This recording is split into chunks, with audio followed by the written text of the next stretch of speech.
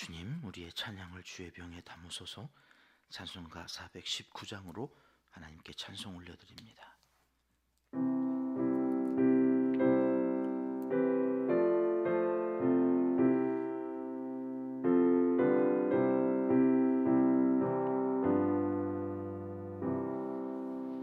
주 날개미 내가 편안히 쉬네. 밤 깊고 비바람 불어쳐도 아버지께서 날 지켜주시니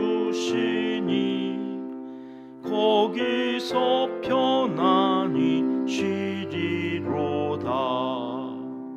주 날개 밑 평안하다. 그 사랑 끊을 자니뇨. 주 날개 밑 내 쉬는 영원히 거기서 살리. 주 날개 밑 나의 피난처 되니 거기서 쉬기를 원하노라. 세상이 나를 위로치 못하나 거기서 평화를 누리리라. 주 날개 밑 평안하다. 그 사랑 끊을 자니뇨. 주 날개 밑 내 쉬는 영원히 거기서 살리. 주 날개 밑 참된 기쁨이 있네. 고달픈 세상길 가는 동안 나 거기 숨어 돌보심을 받고 영원한 안식을 얻으리라. 주 날개 밑 평안하다. 그 사랑 끊을 자리뇨. 주 날개 밑 내 쉬는 영원히 거기서 살리. 아멘. 주님, 우리의 기도를 주의 병에 담으소서. 기도문으로 함께 기도하시겠습니다. 참 좋으신 우리 아버지 하나님, 주님의 품에서 밤새 보호하여 주시고 새날 새아침 건강을 주셔서 주님의 전에 올라 오늘도 찬송과 기도로 하루를 시작하게 하시니 진심으로 감사를 드립니다. 우리의 소망이 오직 예수 그리스도 한 분밖에 없는 줄 알아 그 이름 앞에 오늘도 우리의 마음과 정성을 드리며 우리의 작은 믿음을 고백하며 나아가오니 우리를 생각하여 주시고 기억하여 주시옵소서. 우리 은평교회는 다음 세대를 세워가는 양육 공동체로 든든히 세움을 받기 원합니다.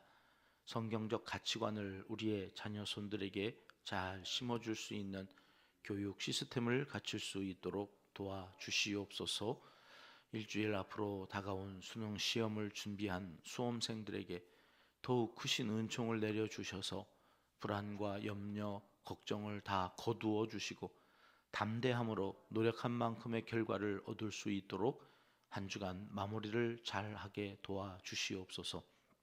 교회 앞 학교들마다 우리 교회에서 그리스도의 향기를 잘 흘려보내 자원하는 영혼들이 교회 학교에 등록할 수 있도록 길을 열어 주시옵소서.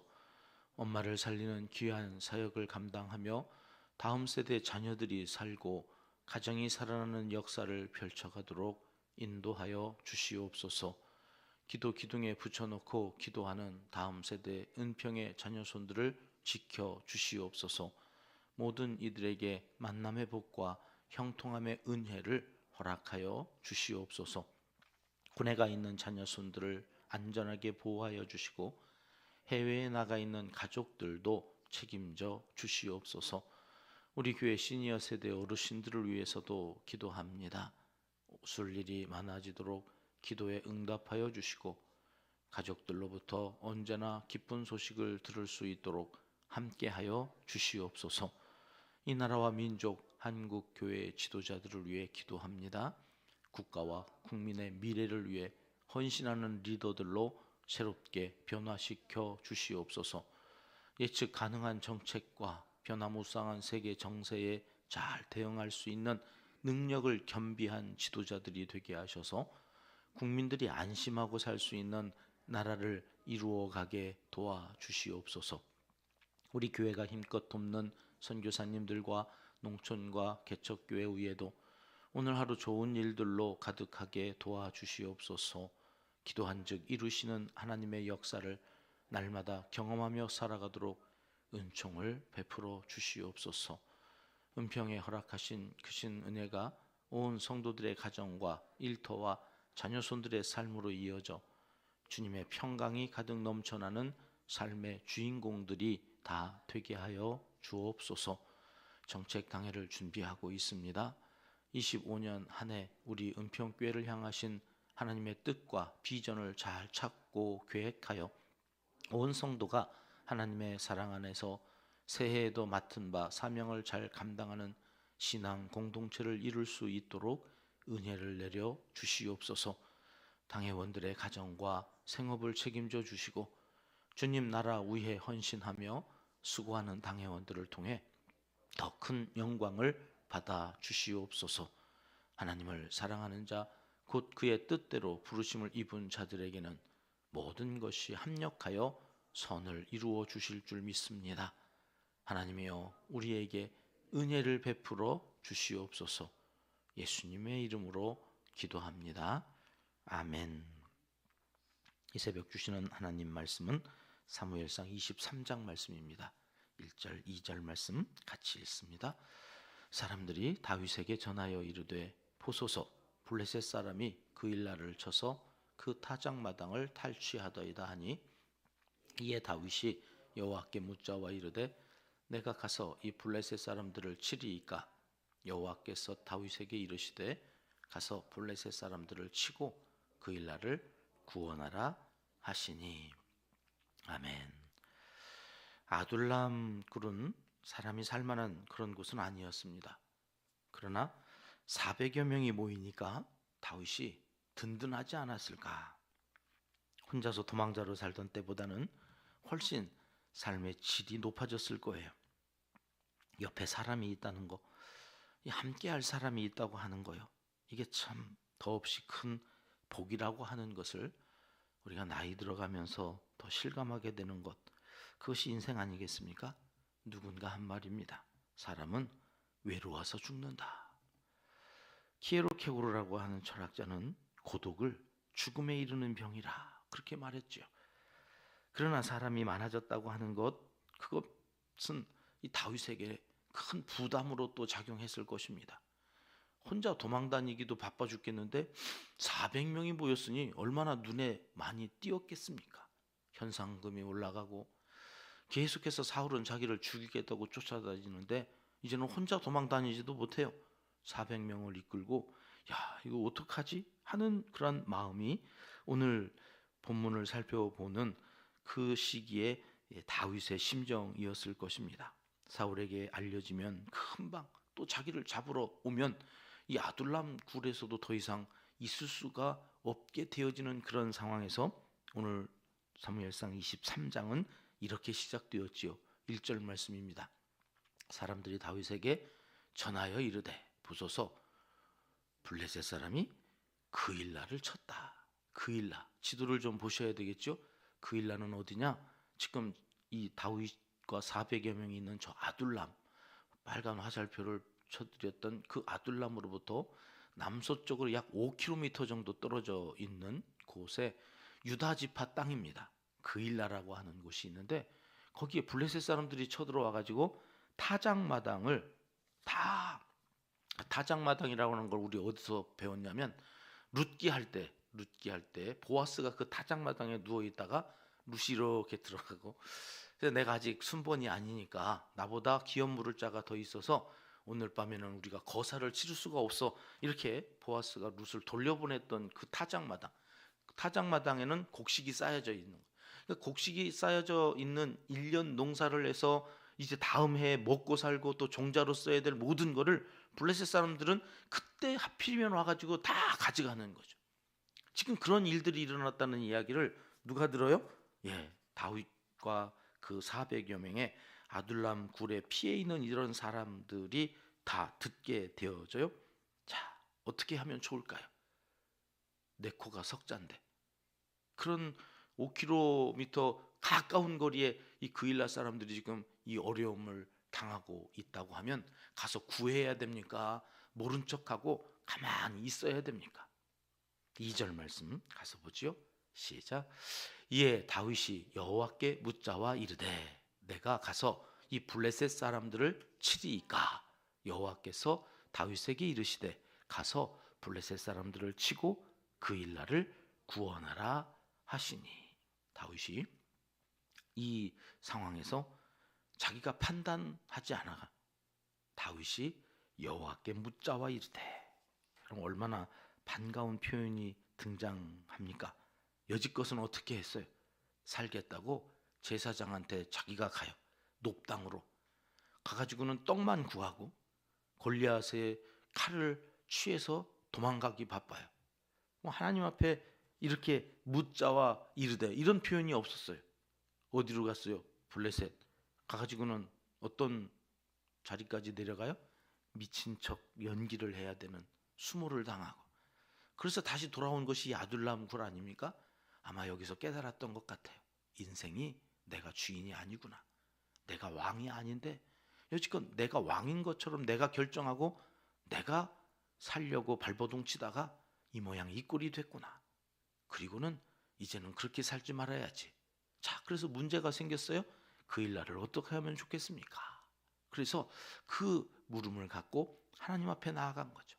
다윗이 여호와께 묻자와 이르되, 그저 두려움에 살기 위해서 인간이 할 수 있는 모든 걸 하겠다는 듯 자신의 인생, 자기가 주인이라도 되는 양 살아가던 다윗이 아닙니다. 이제는 하나님께 묻자와 이르되, 우리의 남은 인생이 그렇게 살았으면 좋겠습니다. 여지껏은 어떻게 살아왔든지 오늘 다시 결단하는 거예요. 하나님, 내가 어떤 기도 제목을 가지고 나왔든지 이 기도 제목 해결되고 응답되면 언제 그랬냐는 듯도 내 맘대로 살아가는 인생이 아니라 이제는 남은 인생 여호와께 묻자와 이르되. 같이 해보실까요? 여호와께 묻자와 이르되. 예, 그랬더니 하나님이 뭐라고 해요? 블레셋 사람들을 치고 그 일날을 구원하라. 하나님은 구원하라 하십니다. 사실은 이 기도를 하면서 다윗이 어떤 심정이었을까? 저라면, 아니 네 코가 석자인데 어디 가냐? 네 앞가림이나 똑바로 하고 살아라. 뭘 누구를 돕는다고? 왜요? 가가지고 400명이 그 일날을 구해보세요. 당장 사울에게 소문이 들어가죠. 아, 거기 있었어? 또 쫓아올 텐데 그럼 또 도망가야 돼. 400명이 어디를 도망가겠어요? 그냥 숨어 지내야지. 뭘 지가 잘났다고 지금 그럴 상황이 아니다. 하나님이 그렇게 말씀해 주셨으면 좋았지 않았을까? 다윗의 심정에. 그런데 웬걸 하나님은 가라는 거예요. 네 코가 석자가 아니라 백자여도 가서 구원해라.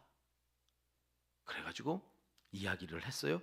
그랬더니 당장에 400여 명의 사람들이 뭐라고 그랬을까요? 아멘 그랬을까요? 3절 말씀 보시겠습니다. 시작. 다윗의 사람들이 그에게 이르되 보소서, 우리가 유다에 있기도 두렵거든 하물며 그일라에 가서 블레셋 사람들의 군대를 치는 일이니까 한지라. 가자는 거요, 말자는 거요? 말자는 거예요. 아니 도대체 우리가 지금 여기 있는 것도 다 우리 언제 쫓아올지 몰라서 여기 있는 것도 두려워 죽겠는데 뭘 어디를 또 가가지고, 아니 제정신입니까? 막 이러는 거죠. 지도자의 힘든 게 그런 것 같아요. 여기서 무슨 얘기를 하고 저기서 무슨 얘기를 하는데 같은 얘기를 하면 얼마나 좋겠어요. 더더군다나 하나님이 무슨 말씀을 하시는데 성도님들이 똑같은 얘기를 하면 얼마나 좋겠어요. 하나님은 여기라고 그러시는데 우리는 여기라고 그러잖아. 그럼 그 사이에서 야, 이거 어떻게 해야 되나? 가정에서도 그렇지요. 믿음이 있는 사람이 기도하고 하나님이 이렇게 했으면 좋겠다 하셔서 소원을 갖고 가족들하고 이야기를 하면 가족들 가운데 믿음이 없는 사람이 있을 수 있잖아요. 그때 어떻게 해야 되는가? 다윗은 어떻게 했을까요? 4절 말씀입니다. 같이 보겠습니다. 다윗이 여호와께 다시 묻자온대 여호와께서 대답하여 이르시되 일어나 그일라로 내려가라 내가 블레셋 사람들을 네 손에 넘기리라 하신지라. 다윗이 어떻게 했다고요? 다시 묻자온대. 다시 묻는 거예요. 가만히 있어봐. 하나님은 가라고 그랬는데, 구원하라고 그랬는데, 그런데 나를 따르는 나와 함께하는 사람들은 아니라고 그러면 여러분, 내가 하나님의 뜻을 잘못 이해했을 수도 있잖아요. 하나님의 말씀을 내가 잘못 들었을 수도 있잖아요. 근데 우리는 독단에 빠질 수가 있어요. 이 하나님이 가라고 그러는데 그러면서 이제 막 승질 내고 화내고 혈기 부리고 그러다가 공동체가 와해되어지는 일들이. 근데 오늘 다윗에게 배우는 한 가지 지혜가 뭐냐면 내가 분명히 하나님의 뜻을 들었어도 나와 함께하는 사람들이 아니라고 그러면 다시 묻는 거죠. 하나님께 다시 여쭈어서 하나님 아니라고 그러는데 함께하는 사람들은 아니라고 그러는데 저도 그게 또 맞는 것 같은데 사울 서슬이 시퍼런 칼을 들고 칼춤을 추는 그 사울 앞에서 누구를 구원하러 간단 말입니까 우리가? 그러면서 하나님께 다시 묻는 것. 그러자 하나님이 뭐라고 말씀하셨다고요? 일어나 널브러져 있는 그 자리에서 일어나. 아무것도 할 수 없다고 거기에서 손을 늘어뜨리고 누워있는 그곳에서 일어나라고 하는 말이 쿰이라는 말이거든요. 쿰 달리다 쿰 소녀야 일어나라. 예수님께서 죽은 소녀를 잔다고 말씀하시면서 소녀야 일어나라 할 때 하셨던 그 쿰 달리다 쿰 여기 쿰이라는 말이 일어나라는 말이에요. 잠자던 자리에서 일어나 핍박을 당하고 멸시를 당하던 그 자리에서 일어나 너희가 아무것도 할 수 없다고 거기서 널브러져 있던 그 자리에서 이제는 일어나. 이제는 안 해도 된다고 생각하고 그렇게 나태하게 게으르게 퍼져 있는 그 자리에서 일어나. 영적인 자리에서 일어나. 어디로 가라고요? 그일라로 내려가라. 구원하는 자리, 하나님의 역사를 이루는 그 자리, 이제는 일어나라. 모든 성도들이여 잠자던 그 자리에서 이제는 일어나. 일어나라. 그리고 가라. 이제 망설일 이유가 없지요. 5절 말씀 보시겠습니다. 시작. 다윗과 그의 사람들이 그일라로 가서 블레셋 사람들과 싸워 그들을 크게 쳐서 죽이고 그들의 가축을 끌어오니라. 다윗이 이와 같이 그일라 주민을 구원하니라. 구원하였다 하십니다. 여러분 가만히 생각해 보십시오. 유다 땅입니다. 유다 지파의 땅 그일라. 블레셋이 쳐들어와서 1년 농사지은 곡식을 다 가져가 버릴 위기에 있습니다. 이 상황에서 이 그일라를 구원할 사람은 누구입니까? 사울 왕입니다. 근데 지금 사울 왕은 자기의 백성이 그렇게 위기에 위험에 처해져 있는 건 관심이 없어요. 오직 다윗을 쫓아서 그를 죽이려고 하는데 혈안이 되어져 있는 그때에 정작 도망가고 피하고 숨어 있어야 될 한 사람 다윗은 한 성을 구원하는 자리에 가서 구원해냈다. 누가 왕입니까? 현재 왕인 사울이 왕입니까? 백성들을 구원해내고 그 힘들고 어려운 상황 가운데서 하나님의 뜻을 이루는 하나님이 왕이심을 나타내는 도망자 다윗이 왕입니까? 다윗 그가 왕이라고 하는 사실을 이 사건을 통해서 다시 한번 확인시켜 주시는 거죠. 여러분 이런 일이 사울에게 들렸겠습니까? 안 들렸겠습니까? 당연히 들렸지요. 다윗이 어디에 있는지 혈안이 되어 찾는 사울에게 그가 그일라에서 블레셋과 치른 전쟁을 모를 리가 없습니다. 8절 말씀 보실까요? 같이 읽습니다. 사울이 모든 백성을 군사로 불러 모으고 그일라로 내려가서 다윗과 그의 사람들을 애워싸려 하더니, 그 소식을 듣고는 고작 한다는 게, 그일라가 블레셋에 이렇게 어려움을 당했다고 할 때는 모른 척하더니 거기 다윗이 있다는 얘기를 듣고는 막 혈안이 되어서 모든 백성을 군사로 불러 모았다는 거죠. 모든 백성이 군사가 되어서 이제 다윗을 잡으러 왔다. 아니, 블레셋이 왔다고 할 때 이랬어야죠. 근데 이 왕은 정신이 팔려가지고 거긴 관심이 없어요. 그래서 쫓아왔던 그때에 하나님은 어떻게 하셨을까요? 14절 말씀입니다. 같이 읽겠습니다. 다윗이 광야의 요새에도 있었고 또 십광야 산골에도 머물렀으므로 사울이 매일 찾되 하나님이 그를 그의 손에 넘기지 아니하시니라. 이거예요. 이거. 여기저기로 막 도망다녀요. 요새에도 있었고, 죄송합니다, 십광야 산골에도 머물러 있었는데, 여러분, 하나님이 저를 사울에게 넘기지 아니하십니다. 하나님은 다윗을 왕으로 삼아서 이제는 그 백성을 이끌어 가야 되는 사명을 맡기셔야 되기 때문에 사울의 손으로부터 보호하시고 지키시는 거죠. 아, 그렇구나. 하나님이 우리에게 사명을 주실 때는 사명만 주고 끝내시는 분이 아니라 그 사명을 위하여 우리를 끝까지 책임지시는구나.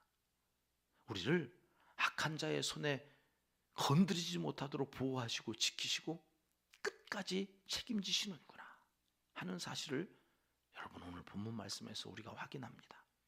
오늘 하루도 이 믿음 가지고 우리와 우리의 자녀 손들이 그 믿음 안에서 평강을 누리며 살아가는 복된 날이 되기를 이 새벽 하나님은 간절히 원하시고 계십니다. 기도하겠습니다. 하나님 아버지, 다윗이 드디어 하나님께 묻고 응답하시는 뜻을 따라 살아갈 때 저를 승리하게 하시고 사울의 손에서도 지켜주시는 모습을 이 아침 보면서 우리에게도 이 믿음의 자세, 삶의 지혜를 허락하여 주시길 소원합니다.